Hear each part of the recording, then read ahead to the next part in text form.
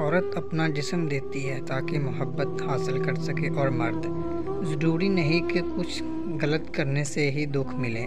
اکثر اوقات حد سے زیادہ اچھا ہونے کی بھی قیمت چکانی پڑتی ہے۔ زندگی جب دیتی ہے تو احسان نہیں کرتی اور جب لیتی ہے تو لحاظ نہیں کرتی۔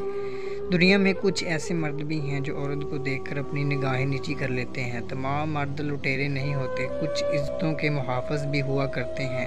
سچی محبت کرنے والے کبھی بھی بد دعائیں نہیں دیا کرتے، کیونکہ جہاں محبت بسیرا ہو پھر وہاں نفرت اور عداوت کا کیا کام۔ عورت کے قانون کے مطابق اگر تمہیں اس سے سچی محبت ہے تو اس زمین کی باقی ساری عورتوں سے تمہیں لازمی طور پر نفرت ہونی چاہیے۔ مجھ سے کسی نے پوچھا درد کی قیمت کیا ہوتی ہے؟ میں نے کہا مجھے کیا پتہ، مجھے تو لوگ مفت میں دیتے ہیں۔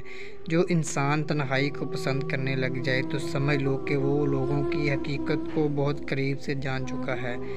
ہم قبرستانوں میں احتیاط سے چلتے ہیں کہ کسی قبر پر پاؤں نہ آ جائے، اور زندگی کی دوڑ میں زندہ انسانوں کو قدموں تلے رونتے ہی چلے جاتے ہیں۔ لوگ کہتے ہیں حیا آنکھوں میں ہونی چاہیے، لیکن میں کہتی ہوں حیا کردار میں ہونی چاہیے۔ آنکھیں کبھی بھٹک بھی جائیں تو مضبوط کردار آنکھوں پر قابو پا لیتا ہے۔ کسی کو اپنے جذبوں کا رازدار بنانے سے پہلے سوچ لیں کہ جب راز سرحدوں کو پار کر کے دوسروں سماعتوں کے شریک بن جائیں تو اکثر اپنی حرمت کھو دیا کرتے ہیں۔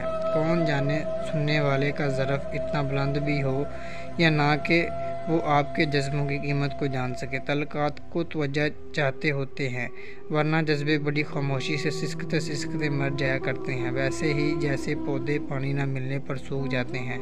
ہمارے لیے کتنا آسان ہے رشتوں کو اپنے اندر کی کرواہٹ کا شکار بنا کر یا اپنے مجاز وقت اور حالات واقعات کو جواز بنا کر ہم اپنے ہر تلخ طرز عمل پر دوسروں سے ہی قربانی مانگے، جبکہ ضروری کام ہم پھر بھول جاتے ہیں کہ رویوں میں تبدیلی لانا ضروری ہوتی ہے، ورنہ دوسرے کب تک دلوں میں گنجائش نکالیں۔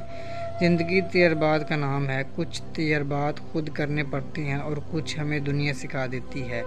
دوبارہ گرم کی گئی چائے اور سمجھوتا کیا ہوا رشتہ، دونوں میں پہلے جیسا ذائقہ نہیں رہتا۔ ایک بات اور ذہن نشین کر لیں کہ انسان کا پیٹ اور غرور ایک حد سے بڑھ جائے تو اپنوں کو گلے لگانا ناممکن ہو جاتا ہے۔